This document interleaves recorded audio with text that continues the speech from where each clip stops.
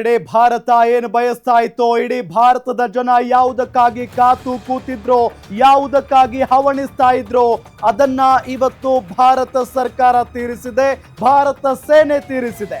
ದಾಳಿಯಾದ ಸ್ಥಳ ಭಾರತದ ಗಡಿಯಿಂದ ಎಷ್ಟು ದೂರ? ದಾಳಿಯಾದ 9 ಸ್ಥಳಗಳಿದಾವಲ್ಲ, ಭಾರತದ ಗಡಿಯಿಂದ ಎಷ್ಟು ದೂರ? 100 ಕಿಲೋಮೀಟರ್ ಪಾಕಿಸ್ತಾನದ ಒಳಗೆ ನುಗ್ಗಿ ಹೊಡೆದಿದೆ ಭಾರತ. ಪಂಜಾಬ್ ಪ್ರಾಂತ್ಯ ಬಹಲ್ಪುರ್ ಭಾರತ ಗಡಿಯಿಂದ 100 ಕಿಲೋಮೀಟರ್. ಮುರಿಡ್ಕೆ ಭಾರತ ಗಡಿಯಿಂದ 30 ಕಿಲೋಮೀಟರ್ ಇದೆ. ಇನ್ನು ಗುಲ್ಪುರ್ ಭಾರತದ ಗಡಿಯಿಂದ 35 ಕಿಲೋಮೀಟರ್ ಪಾಕ್ ಒಳಗಿದೆ. ಕೊಟ್ಲಿ ಕ್ಯಾಂಪ್ ಭಾರತ ಗಡಿಯಿಂದ 15 ಕಿಲೋಮೀಟರ್ ಒಳಗಿದೆ. ಬರ್ನಾಲ್ ಕ್ಯಾಂಪ್ ಭಾರತ ಗಡಿಯಿಂದ 10 ಕಿಲೋಮೀಟರ್ ಪಿಒಕೆ ಪಾಕ್ ಆಕ್ರಮಿತ ಕಾಶ್ಮೀರದ ಒಳಗಿದೆ. ಇನ್ನು ಸವಾಯ್ ಕ್ಯಾಂಪ್ ಭಾರತದ ಗಡಿಯಿಂದ 30 ಕಿಲೋಮೀಟರ್ ಪಾಕ್ ಒಳಗಡೆ ಇದೆ. ಗಮನಿಸ್ತಾ ಇದ್ದೀವಿ, ದಾಳಿಯಾದ 9 ಸ್ಥಳಗಳು ಭಾರತದ ಗಡಿಯಿಂದ ಎಷ್ಟೆಷ್ಟು ದೂರ ಇದಾವೆ ಅಂತ ಹೇಳಿ. 100 ಕಿಲೋಮೀಟರ್ ಪಾಕಿಸ್ತಾನದ ಒಳಗೆ ನುಗ್ಗಿ ಭಾರತ ಅಲ್ಲಿನ ಉಗ್ರಗಾಮಿಗಳನ್ನ ಹೊಡೆದು ಹಾಕಿ ಬಂದಿದೆ. ಪಂಜಾಬ್ ಪ್ರಾಂತ್ಯದ ಬಹವಾಲ್ಪುರ್ ಜೊತೆಗೆ ಮುರಿಡ್ಕೆ ಭಾರತದ ಗಡಿಯಿಂದ 30 ಕಿಲೋಮೀಟರ್ ದೂರ ಇದೆ.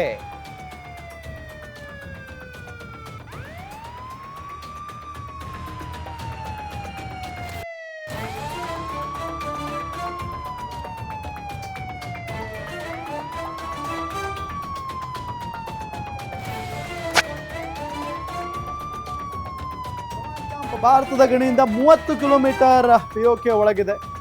9 ಸ್ಥಳಗಳ ಮೇಲೆ ಇವತ್ತು ನಮ್ಮ ಭಾರತೀಯ ಸೇನೆ ನುಗ್ಗಿ ಅಲ್ಲಿನ ಉಗ್ರರನ್ನ ಹೊಡೆದು ಹಾಕಿರೋದು. ಬರೋಬ್ಬರಿ 9 ಸ್ಥಳಗಳ ಮೇಲೆ ಭಾರತದ ಸೇನೆ ಇವತ್ತು ದಾಳಿಯನ್ನ ಮಾಡಿ ಅಲ್ಲಿ ಅಡಗಿ ಕೂತಿದ್ದಂಥ ಉಗ್ರರನ್ನ ಮಟಾಶ್ ಮಾಡಿ ಬಂದಿದೆ ಇವತ್ತು ಭಾರತೀಯ ಸೇನಾಪಡೆ. ಇಷ್ಟು ದಿನಗಳ ಕಾಲ ಭಾರತದ ಜನ ಯಾವುದಕ್ಕಾಗಿ ಕಾಯ್ತಾ ಇದ್ರು, ಅದನ್ನ ಇವತ್ತು ತೀರಿಸಿ ಆಗಿದೆ. ಪ್ರತೀಕಾರ ಗಮನಿಸ್ತಾ ಇದ್ದೀವಿ. ಇಲ್ಲಿ LOC ಇಂದ 30 ಕಿಲೋಮೀಟರ್ ದೂರ ಇರೋದು ಅಟ್ಯಾಕ್ 1. LOC ಇಂದ 30 ಕಿಲೋಮೀಟರ್ ದೂರ ಇದೆ. ಇದು ಲಷ್ಕರ್ ಎ ತೊಯ್ಬಾ ಉಗ್ರರ ತರಬೇತಿ ಕೇಂದ್ರ ಇದೆ. ಲಷ್ಕರ್ ಎ ತೊಯ್ಬಾ ಉಗ್ರರ ತರಬೇತಿ ಕೇಂದ್ರ ಅಟ್ಯಾಕ್ ಆದಂತ ಮೊದಲ ಸ್ಥಳ. ಸವಾಯಿ ನಾಲಾ ಕ್ಯಾಂಪ್ ಜೊತೆಗೆ ಮುಜಾಫರ್ಬಾದ್, ಇದು ಉಗ್ರರಿಗೆ ಬಹಳಷ್ಟು ಟ್ರೈನಿಂಗ್ ಅನ್ನು ನೀಡಲಾಗುತ್ತೆ ಈ ಒಂದು ಸ್ಥಳಗಳಲ್ಲಿ. LOC ಇಂದ 30 ಕಿಲೋಮೀಟರ್ ದೂರ ಇದೆ. ಇಲ್ಲಿ ನಮ್ಮ ಸೇನೆ ನುಗ್ಗಿ ಹೊಡೆದು ಹಾಕಿ ಬಂದಿದೆ. ಇದು ಲಷ್ಕರ್ ಎ ತೊಯ್ಬಾ ಉಗ್ರರ ತರಬೇತಿ ಕೇಂದ್ರ. ಇದು ಲಷ್ಕರ್ ಎ ತೊಯ್ಬಾ ಉಗ್ರರ ಸಂಘಟನೆ ಏನಿದೆಯಲ್ಲ, ಆ ಉಗ್ರರಿಗೆಲ್ಲ ತರಬೇತಿಯನ್ನ ಇಲ್ಲೇ ನೀಡಲಾಗುತ್ತೆ. ಸವಾಯಿ ನಾಲಾ ಕ್ಯಾಂಪ್ ಮತ್ತು ಮುಜಾಫರ್ಬಾದ್ ಇಲ್ಲಿ ಹೊಕ್ಕಿ ಹೊಡೆದಾಗಿದೆ. ಈಗ LOC ಇಂದ 30 ಕಿಲೋಮೀಟರ್ ದೂರದಲ್ಲಿರೋದು ಇದು. ಇಲ್ಲಿ ಮೊದಲ ಅಟ್ಯಾಕ್ ನಡೆಯುತ್ತೆ ನಮ್ಮ ಭಾರತದ ಸೇನೆಯಿಂದ. ಅಂದಾಜು ಕೂಡ ಮಾಡಿರಲಿಲ್ಲ, ಊಹೆ ಕೂಡ ಮಾಡಿರಲಿಲ್ಲ ಪಾಕಿಸ್ತಾನದ ಪಾಪಿಗಳು. ಪಾಕಿಸ್ತಾನ ಸರ್ಕಾರ ಆಗಿರಬಹುದು, ಜೊತೆಗೆ ಈ ಉಗ್ರ ಕುನ್ನಿಗಳಾಗಿರಬಹುದು, ಯಾರು ಕೂಡ ಅಂದಾಜನ್ನು ಕೂಡ ಮಾಡಿರಲಿಕ್ಕೆ ಸಾಧ್ಯ ಇಲ್ಲ. ಆ ರೀತಿಯಾಗಿ ಹೋಗಿ ಹೊಸಕಾಕಿ ಬಂದಿದ್ದಾರೆ ನಮ್ಮ ಭಾರತೀಯ ಯೋಧರು ಏರ್ ಸ್ಟ್ರೈಕ್ ನಡೆಸೋ ಮುಖೇನ. ಇನ್ನು ಅಟ್ಯಾಕ್ ನಂಬರ್ 2 ಸೈಯದ್ನ ಬಿಲಾಲ್ ಕ್ಯಾಂಪ್ ಮುಜಾಫರ್ಬಾದ್. ಮುಜಾಫರ್ಬಾದ್ನಲ್ಲಿದೆ. ಜೈಷ್ ಎ ಮೊಹಮ್ಮದ್ ಉಗ್ರರ ಕ್ಯಾಂಪ್ ಅಲ್ಲಿರೋದು.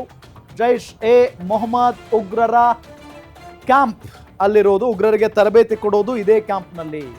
ಈಗ ಎಲ್ಲಾ ಕಡೆ ದಾಳಿಯನ್ನ ಮಾಡ್ತಾರೆ ಉಗ್ರರು.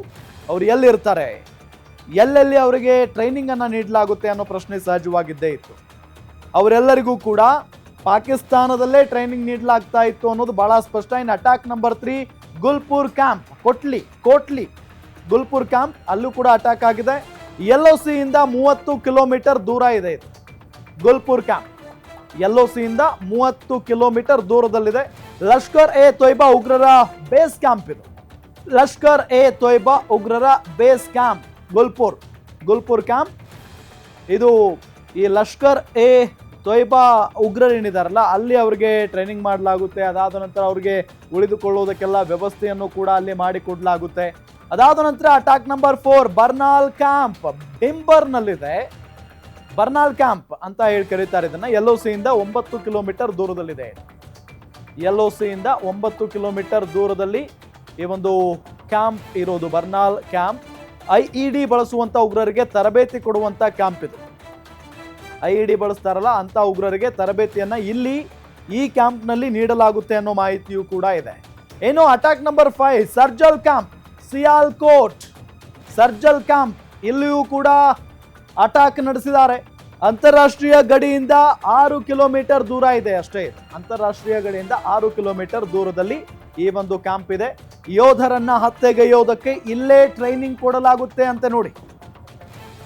ಯೋಧರನ್ನ, ಭಾರತದ ಯೋಧರನ್ನ ಹತ್ಯೆ ಮಾಡೋದಕ್ಕೆ ಇಲ್ಲಿ ಟ್ರೈನಿಂಗ್ ಕೊಡಲಾಗುತ್ತೆ. ಅದಾದ ನಂತರ ಈಗ ಅಟ್ಯಾಕ್ ನಂಬರ್ 6 ಮೆಹಮೂನಾ ಜಾಯಾ ಕ್ಯಾಂಪ್, ಸಿಯಾಲ್ಕೋಟ್ ನಲ್ಲಿರುವುದು ಇದು. ಮೆಹಮೂನಾ ಜಾಯಾ ಕ್ಯಾಂಪ್ ಅಂತಾರಾಷ್ಟ್ರೀಯ ಗಡಿಯಿಂದ 12 ಕಿಲೋಮೀಟರ್ ದೂರದಲ್ಲಿದೆ. ಅಂತಾರಾಷ್ಟ್ರೀಯ ಗಡಿಯಿಂದ 12 ಕಿಲೋಮೀಟರ್ ದೂರದಲ್ಲಿ ಈ ಒಂದು ಕ್ಯಾಂಪ್ ಇರೋದು. ಹಿಜ್ಬುಲ್ ಮುಜಾಹಿದ್ದೀನ್ ಉಗ್ರರ ದೊಡ್ಡ ಕ್ಯಾಂಪ್ ಇದು. ಹಿಜ್ಬುಲ್ ಮುಜಾಹಿದ್ದೀನ್ ಉಗ್ರರು ಇರುವಂತ ಅತಿ ದೊಡ್ಡ ಕ್ಯಾಂಪ್. ಅಲ್ಲೇ ಅತಿ ಹೆಚ್ಚು ಉಗ್ರರಿರ್ತಾರೆ. ಇವರೆಲ್ಲರೂ ಸೇರಿ ಅಲ್ಲಿ ಪ್ಲಾನ್ ಮಾಡ್ತಾರೆ. ಅದಾದ ನಂತರ ಈಗ ಅಟ್ಯಾಕ್ ನಂಬರ್ 7 ಅಬ್ಬಾಸ್ ಕ್ಯಾಂಪ್, ಇಲ್ಲಿಯೂ ಕೂಡ ನಮ್ಮ ಭಾರತೀಯ ಸೇನೆ ಅಟ್ಯಾಕ್ ಮಾಡಿದೆ. ಕೋಟ್ಲಿ ಅಬ್ಬಾಸ್ ಕ್ಯಾಂಪ್ ಕೋಟ್ಲಿಯಲ್ಲಿರೋದು. LOC ಇಂದ ಬರೋಬ್ಬರಿ 13 ಕಿಲೋಮೀಟರ್ ದೂರದಲ್ಲಿದೆ ಇದೊಂದು ಕ್ಯಾಂಪ್. LOC ಇಂದ 13 ಕಿಲೋಮೀಟರ್ ದೂರದಲ್ಲಿದೆ ಅನ್ನೋದು ಗೊತ್ತಾಗ್ತಾ ಇರುವಂತ ವಿಚಾರ. ಲಷ್ಕರ್ ಇ ತೊಯ್ಬಾ ಉಗ್ರರ ಕ್ಯಾಂಪ್ ಇದು. ಲಷ್ಕರ್ ಇ ತೊಯ್ಬಾ ಉಗ್ರ ಏನಿದ್ದಾರಲ್ಲ ಅವರು ಇರುವಂತ ಒಂದು ಕ್ಯಾಂಪ್ ಇದು, ಅಬ್ಬಾಸ್ ಕ್ಯಾಂಪ್. ಇದರ ಮೇಲೆಯೂ ಕೂಡ ದಾಳಿ ಆಗಿದೆ. ಅಲ್ಲಿದ್ದಂತ ಉಗ್ರರು ಮಟಾಶ್ ಆಗಿದ್ದಾರೆ. ಇನ್ನು next attack number 8 Markaz Taiba camp, ಮುರಿಡ್ಕೆಯಲ್ಲಿದೆ. ಮರ್ಕಜ್ ತೈಬಾ ಕ್ಯಾಂಪ್ ಅಂತಾರಾಷ್ಟ್ರೀಯ ಗಡಿಯಿಂದ 25 ಕಿಲೋಮೀಟರ್ ದೂರದಲ್ಲಿದೆ ಒಂದು ಕ್ಯಾಂಪ್. ಅಂತಾರಾಷ್ಟ್ರೀಯ ಗಡಿಯಿಂದ 25 ಕಿಲೋಮೀಟರ್ ದೂರದಲ್ಲಿ ಈ ಕ್ಯಾಂಪ್ ಇರೋದು. ಅಜ್ಮಲ್ ಕಸಬ್, ಡೇವಿಡ್ ಹೆಡ್ಲಿಗೆ ಇದೇ ಕ್ಯಾಂಪ್ನಲ್ಲಿ ತರಬೇತಿಯನ್ನ ನೀಡಲಾಗಿತ್ತು. ಅಜ್ಮಲ್ ಕಸಬ್ ಈ ಹೆಸರನ್ನ ಎಲ್ಲರೂ ಕೂಡ ಕೇಳಿರ್ತೀರಿ. ಅದಾದ ನಂತರ ಹೆಡ್ಲಿ, ಇವರೆಲ್ಲರಿಗೂ ಕೂಡ ಇದೇ ಕ್ಯಾಂಪ್ನಲ್ಲಿ, ಮರ್ಕಜ್ ತೈಬಾ ಕ್ಯಾಂಪ್ನಲ್ಲೇನೆ ತರಬೇತಿಯನ್ನ ನೀಡಲಾಗಿತ್ತು ಅನ್ನೋದು ಗೊತ್ತಾಗ್ತಾ ಇರುವಂತ ವಿಚಾರ. ಅದಾದ ನಂತರ ಅಟ್ಯಾಕ್ ನಂಬರ್ 9 ಮರ್ಕಜ್ ಸುಬಾನಲ್ಲಾ ಕ್ಯಾಂಪ್, ಬಹವಾಲ್ಪುರ್ ಗಡಿಯಿಂದ 100 ಕಿಲೋಮೀಟರ್ ದೂರ ಇದೆ. ಭಾರತೀಯ ಸೇನೆ ಗಡಿಯಿಂದ 100 ಕಿಲೋಮೀಟರ್ ಒಳಗಡೆ ನುಗ್ಗಿ ಹೊಡೆದಾಕ ಬಂದಿರೋದು. ಇದು ಕೂಡ 100 ಕಿಲೋಮೀಟರ್ ದೂರ ಇದೆ ಗಡಿಯಿಂದ. ಜೈಷ್ ಎ ಮೊಹಮ್ಮದ್ ಉಗ್ರರ ಕೇಂದ್ರ ಕಚೇರಿ, ಜೈಷ್ ಎ ಮೊಹಮ್ಮದ್ ಉಗ್ರರ ಕೇಂದ್ರ ಕಚೇರಿ ಇದೆ. ಮರ್ಕಜ್ ಸುಬಾನಲ್ಲಾ ಕ್ಯಾಂಪ್, ಬಹವಾಲ್ಪುರ್ ಇಲ್ಲಿರೋದು. ಉಗ್ರರ ಮೇನ್ ಕ್ಯಾಂಪ್, ಕೇಂದ್ರ ಕಚೇರಿ ಅಂತ ಏನ್ ಕರಿತೀವಲ್ಲ, ಅದು ಗಡಿಯಿಂದ, ಭಾರತದ ಗಡಿಯಿಂದ 100 ಕಿಲೋಮೀಟರ್ ಒಳಗಡೆ ಇದೆ. ಅಲ್ಲಿ ಎಲ್ಲ ಉಗ್ರರು ಕೂಡ ಸೇರ್ತಾರೆ. ಜೈಷ್ ಎ ಮೊಹಮ್ಮದ್ ಉಗ್ರರ ಕೇಂದ್ರ ಕಚೇರಿ ಅದು. ಏನೇ ಒಂದು ನಿರ್ಧಾರ ತೆಗೆದುಕೊಳ್ಬೇಕಾದ್ರೂ, ಎಲ್ಲೇ ಅಟ್ಯಾಕ್ ಮಾಡಬೇಕು ಅಂತ ಹೇಳಿ ನಿಂತರೂ ಕೂಡ ಈ ಒಂದು ಕ್ಯಾಂಪ್ನಲ್ಲಿ ಸಭೆಯನ್ನ ಮಾಡ್ತಾರೆ. ಯಾವ ರೀತಿಯಾಗಿ ಅಟ್ಯಾಕ್ ಮಾಡಬೇಕು ಅನ್ನೋದ್ರ ಬಗ್ಗೆ ಇಲ್ಲಿ ನಿರ್ಧಾರವನ್ನ ತೆಗೆದುಕೊಳ್ತಾರೆ, ಚರ್ಚೆಯನ್ನ ಮಾಡ್ತಾರೆ. ಹಾಗಾಗಿನೇ ಇದನ್ನ ಕೇಂದ್ರ ಕಚೇರಿ ಅಂತ ಹೇಳಿ ಕರೀತಾರೆ. ಗಡಿಯಿಂದ 100 ಕಿಲೋಮೀಟರ್ ಇರೋದು. ಇಲ್ಲಿಯೂ ಕೂಡ ನಮ್ಮ ಭಾರತೀಯ ಸೇನೆ ದಾಳಿಯನ್ನ ನಡೆಸಿರೋದು. ಜೈಷ್ ಎ ಮೊಹಮ್ಮದ್ ಉಗ್ರರ ಕೇಂದ್ರ ಕಚೇರಿಯ ಮೇಲೂ ಕೂಡ ದಾಳಿ ಆಗಿದೆ.